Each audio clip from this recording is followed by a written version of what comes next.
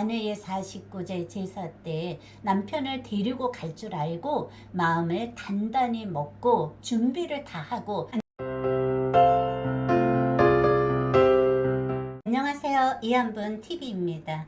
시어머니와 며느리의 악연, 세상에 이런 일이.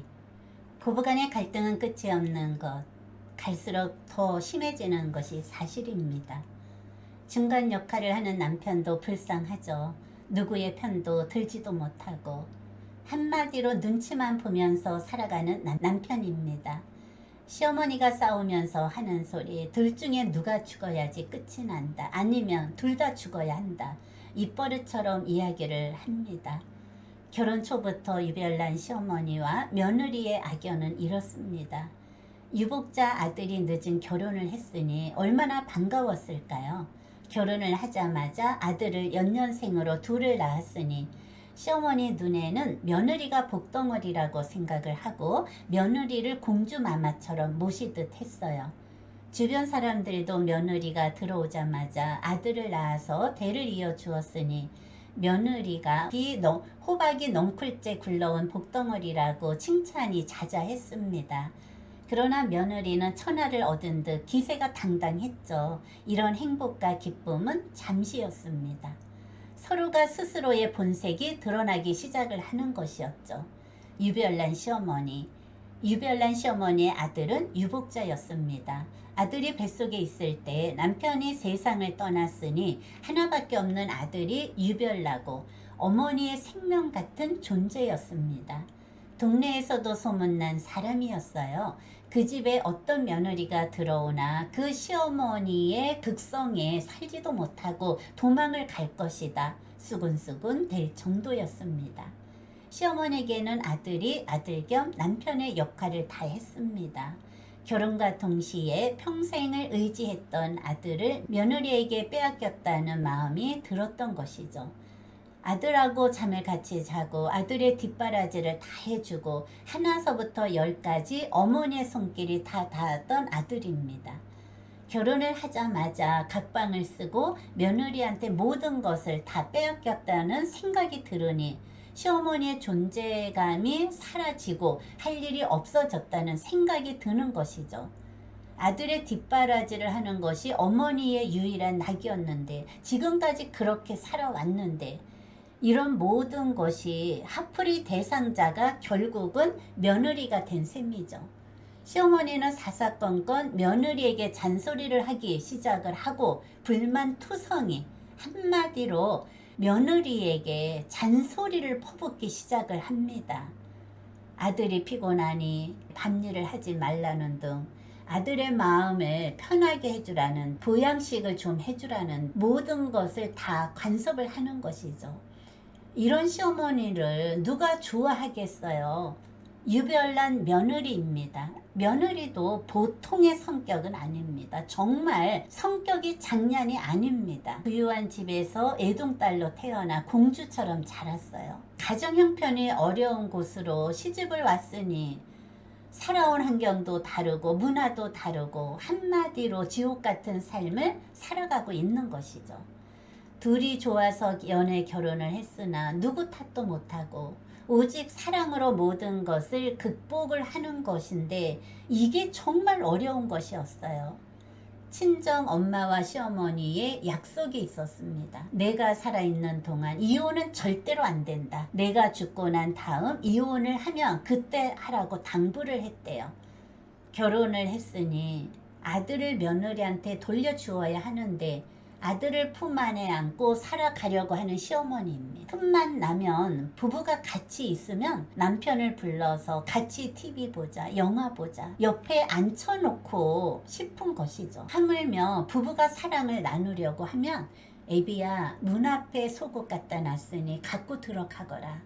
아니면 밤에 잠이 안 온다, 안 자면 할 이야기가 있으니 내 방으로 좀 건너오너라. 며느리는 신랑하고 내가 결혼을 한 것인지 시어머니가 아들하고 결혼을 한 것인지 헷갈릴 때가 한두 번이 아니라는 것이죠. 도저히 이해가 안 가는 거죠. 주변에서 홀시어머니와 유복자 아들의 이야기는 들어봤지만 이해가 정말 안 간다는 거예요. 이제는 아들과 며느리도 70세를 바라보고 있어요.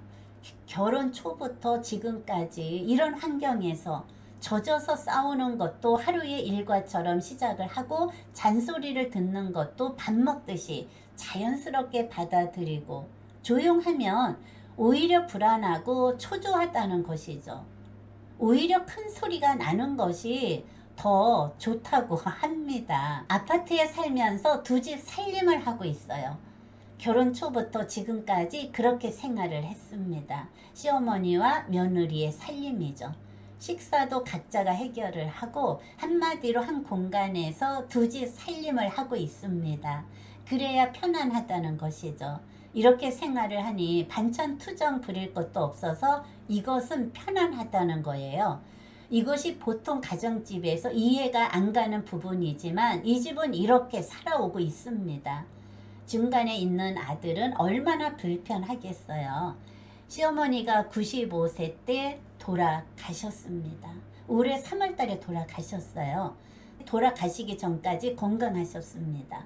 병원도 혼자 다니시고 본인의 살림도 직접 다 하시고 그날따라 어머니가 아침밥을 하러 나오시지 않으시길래 방문을 한번 열어보니 주무시더래요.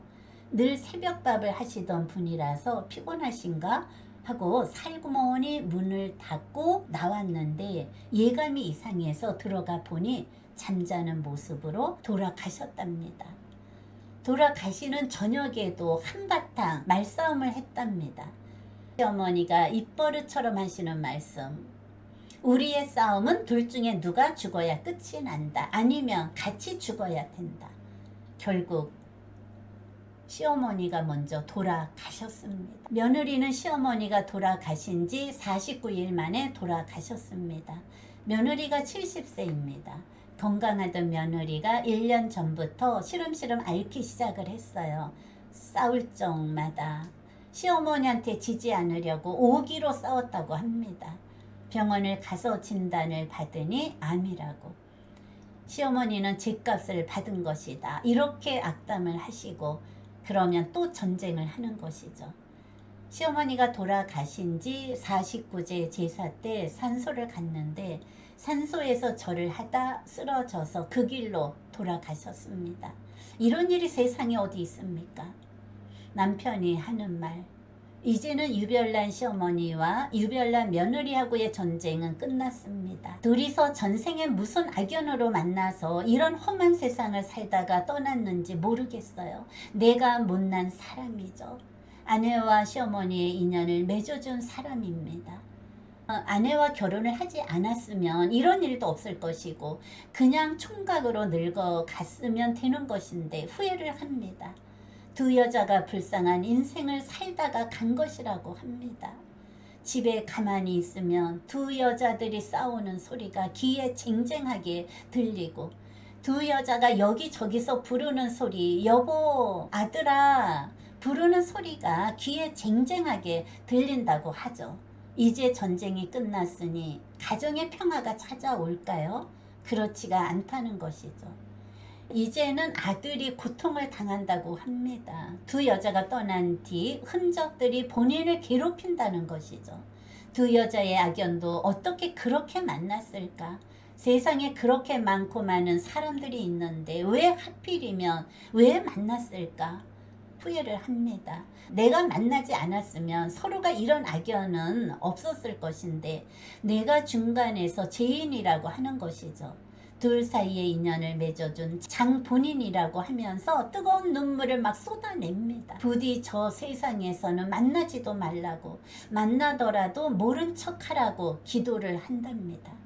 남편이 어머니가 아들보다 며느리를 얼마나 사랑을 했으면 며느리 고생할까봐 데리고 갔겠는가. 그리고 어머니 혼자 계시기 심심하시니까 싸움 동무를 하시려고 데려가셨다고 하십니다. 어머니가 며느리를 얼마나 사랑을 했으면 이제는 두 여자의 흔적 때문에 아들이 괴로워하고 있습니다. 어머니가 49제 제사 때 며느리를 데리고 간 것처럼 아내의 49제 제사 때 남편을 데리고 갈 줄 알고 마음을 단단히 먹고 준비를 다 하고 산소를 갔는데 아무 일이 없었답니다.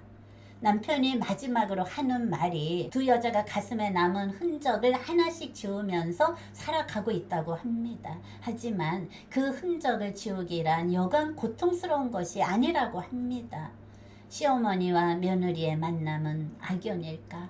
세상에 이런 일도 있습니다. 지금까지 시청해 주신 여러분 고맙습니다. 다음 시간에 또 만나요.